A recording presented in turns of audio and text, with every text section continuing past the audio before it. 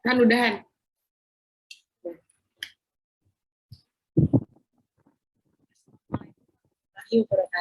Selamat sore teman-teman semua.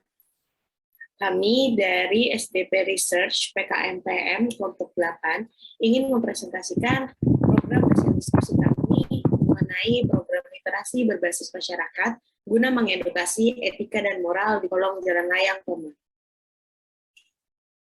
Sebelum kami membahas tentang program kami, izinkanlah kami perkenalkan diri.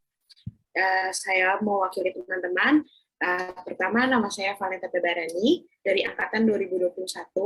Ada Anissa Nabila dari Angkatan 2021, Tiara Aulia Rahma dari Angkatan 2021, Farhan Afif dari Angkatan 2021, dan Destin Panjiwa Rama dari Angkatan 2021. Pendahuluan akan dibahas oleh Tiara dan Destin.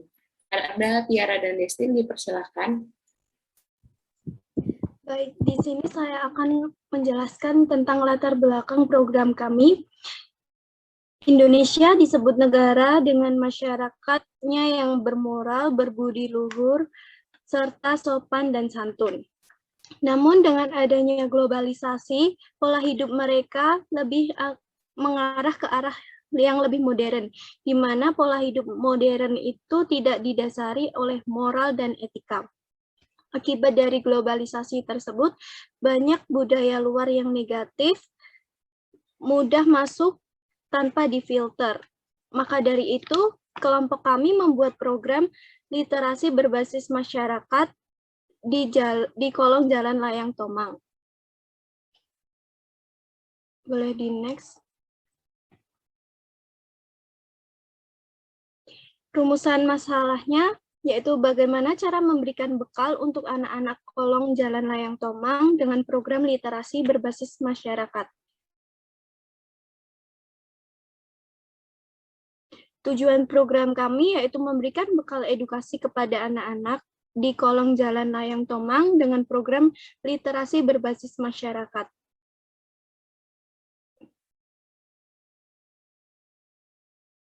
Boleh di next.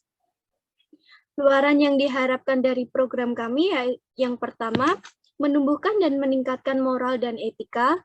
Yang kedua, menjadikan program berkelanjutan di Jakarta. Dan yang ketiga, menjadi program rujukan untuk daerah lain. Serta yang terakhir, menghasilkan artikel ilmiah.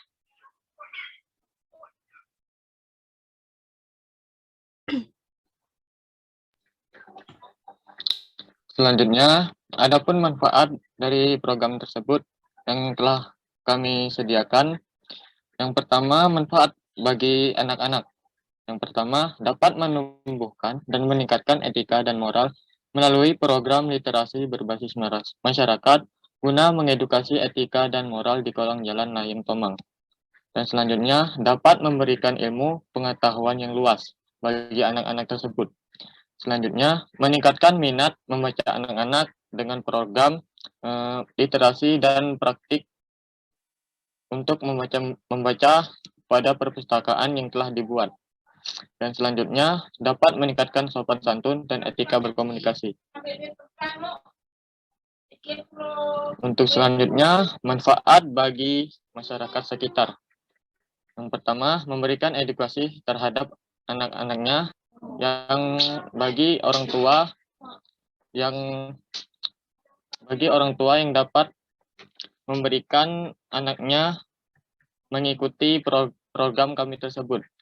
Dan selanjutnya, dapat memberikan tempat untuk berdonasi bagi masyarakat yang ingin berdonasi buku-buku atau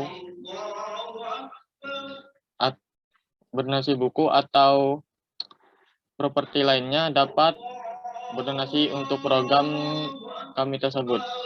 Dan selanjutnya, dapat menciptakan lingkungan yang aman, nyaman, dan tentram bagi anak-anak dan masyarakat sekitar.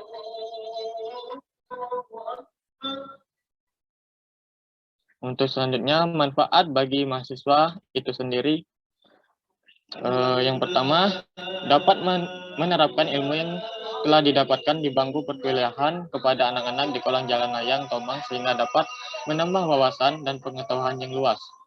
Dan selanjutnya dapat membangun kerjasama yang baik dalam memberi edukasi untuk meningkatkan dan menumbuhkan moral dan etika anak-anak di Kolong Jalan Layang Tomang.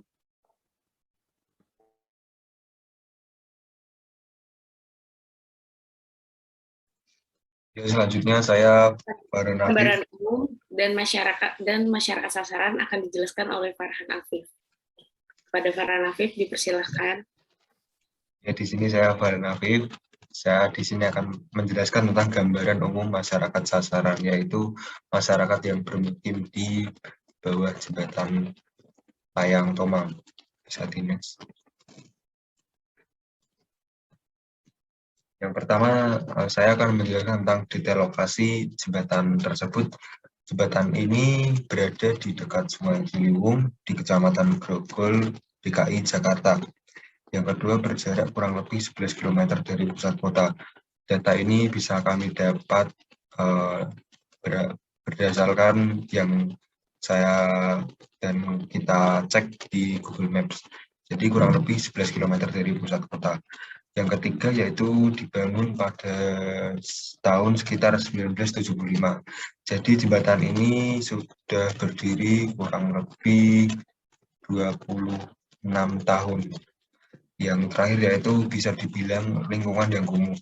Karena jika pada saat kita menuju ke lokasi, kita menemukan banyak sekali seperti tumpukan sampah dan juga bau-bau yang bisa membuat kurang nyaman jika belum terbiasa oleh bau tersebut.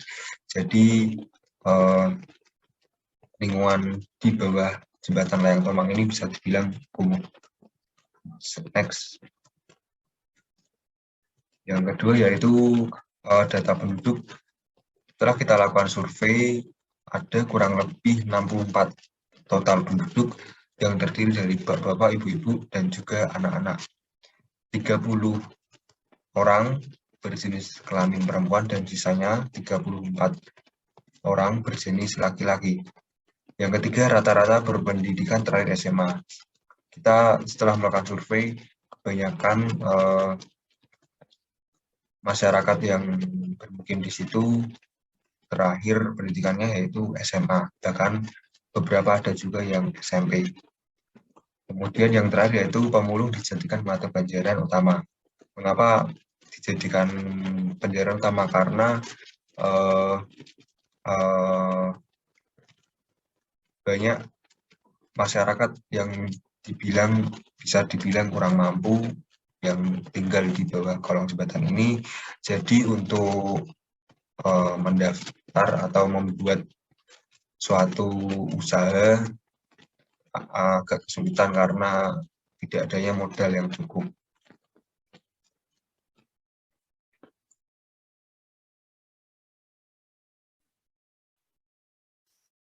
Baik, untuk selanjutnya ada komentar yang sampaikan sendiri. Nah, di sini yang pertama ada tempat dan waktu. Nah, tempat dan waktunya ini, program ini itu akan dilaksanakan di Kolong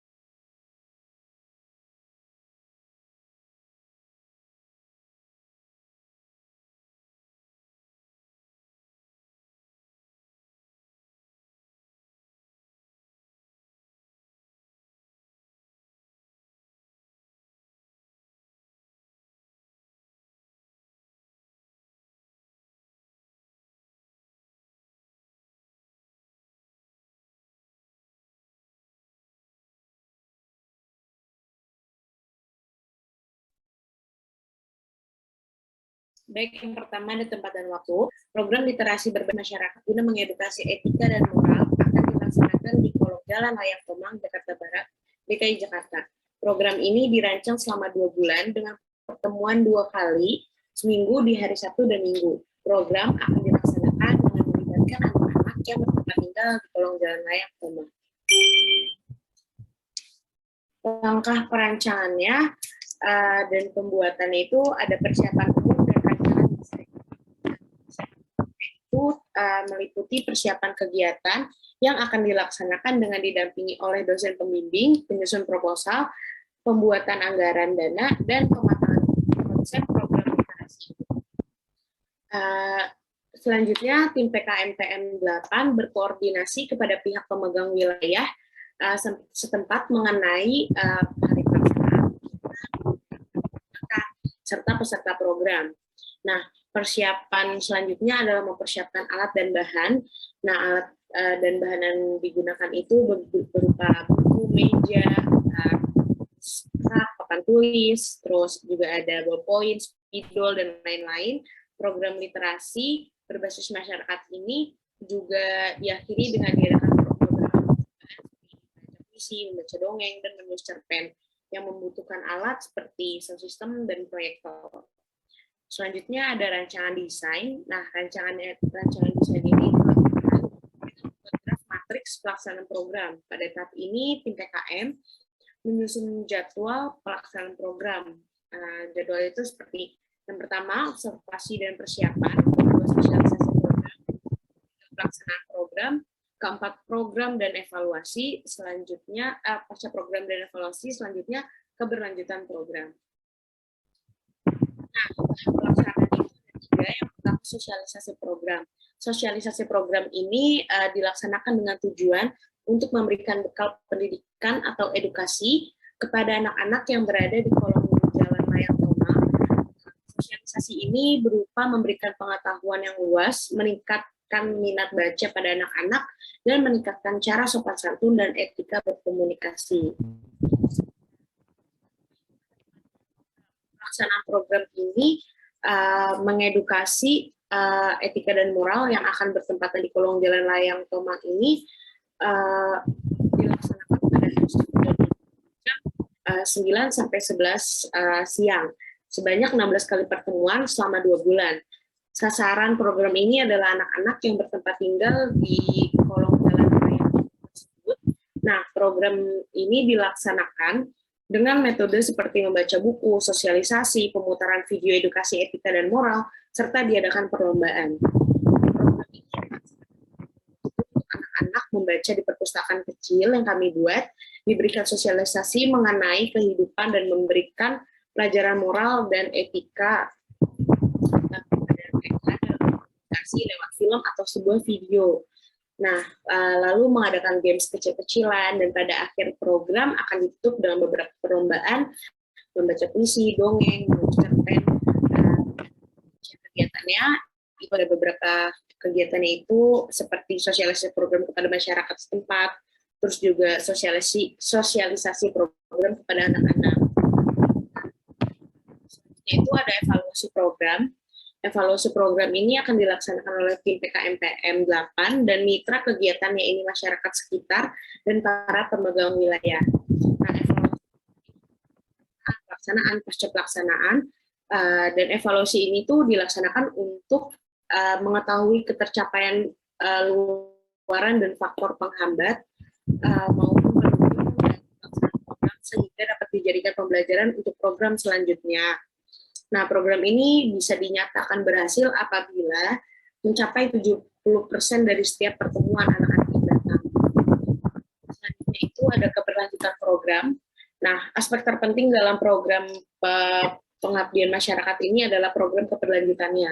Keberlanjutan program ini juga didukung melalui masyarakat untuk menetapkan program literasi berbasis masyarakat guna mengedukasi etika dan moral sebagai salah satu kebiasaan atau kegiatan rutin. Nah, program ini juga diharapkan dapat menjadi program dan masyarakat lain di Indonesia dalam rangka mempertahankan kegiatan literasi serta menerapkan etika dan moral dalam berkomunikasi. Selanjutnya, untuk biaya dan jadwal kegiatan, dijelaskan oleh Anissa Nadila pada. Baik, saya di sini akan menjelaskan biaya dan jadwal kegiatan. Di sini ada anggaran biaya, jenis pengeluarannya. Yang pertama yaitu peralatan penunjang sebesar Rp1.040.000. Dan yang kedua, bahan habis pakai sebesar Rp5.710.000. Yang ketiga, perjalanan sebesar Rp500.000. Dan yang keempat, lain-lain pembuatan penggandaan laporan sebesar Rp900.000. Jumlahnya yaitu sebesar Rp8.150.000. Jadwal kegiatannya, di sini ada jenis kegiatan. Yang pertama, sosialisasi di kolong Jalan Layang Tomang. Dan yang kedua, storytelling bersama masyarakat setempat. Yang ketiga, kegiatan membaca bersama guna menambah wawasan. Yang keempat, membuat perpustakaan sederhana serta nyaman. Yang kelima, diskusi dan praktik. Yang keenam, evaluasi kegiatan. Yang ketujuh, evaluasi akhir. Yang kedelapan, pembuatan laporan dan dokumentasi. Sekian dari saya, terima kasih.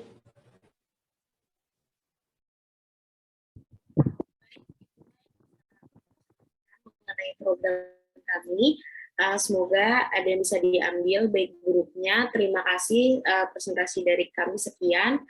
Kurang lebihnya mohon maaf. Wassalamualaikum warahmatullahi wabarakatuh.